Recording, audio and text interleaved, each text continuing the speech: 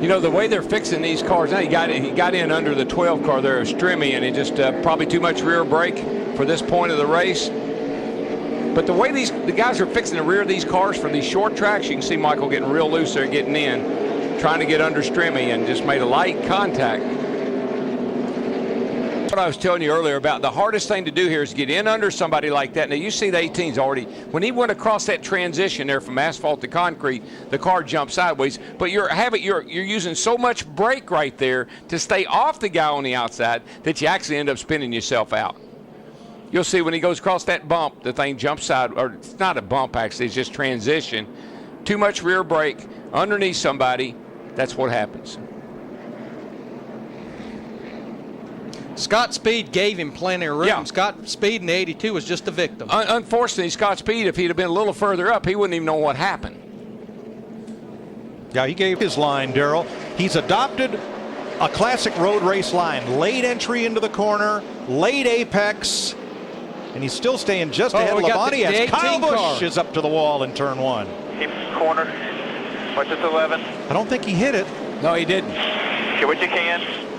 He didn't hit the wall, but he almost got run over. Be ready, boys. And he's shredded to right front. I just think all that brake heat is, I mean, obviously that's what we're having issues with here. Now, Kyle was really having to step it up because his teammate, Denny Hamlin, was not that like a ratio of 3 cautions to 1 green. It'll buy you a lot of laps. Been a tough day for Robbie Gordon. I think he was right in front of Marcus Ambrose when that happened, the 47.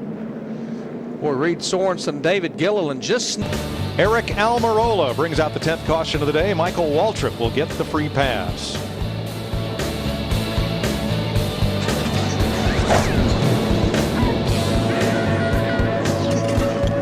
Let's see if there was contact to get this party started.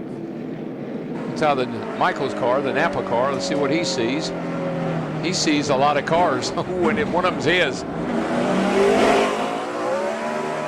A couple of laps ago, David Stremme and Rudeman had some contact. Whoa, that's hard on that left rear tire. Yes, it is. We've seen that earlier in the race. Oh, that's really hard on that left rear tire.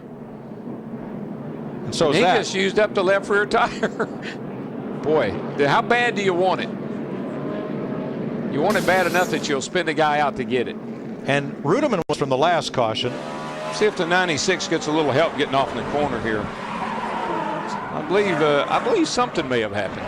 Something like the blue 2? The deuce is loose? Certainly circumstantial evidence for Rick Hendrick. Can you imagine if he had all those clocks go off at once? You're the man.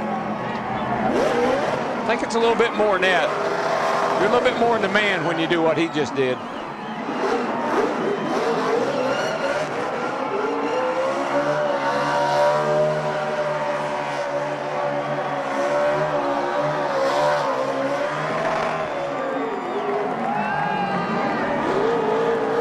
For the 7th time in 11 races, the driver who led the most laps, in this case Denny Hamlin, doesn't go to victory lane.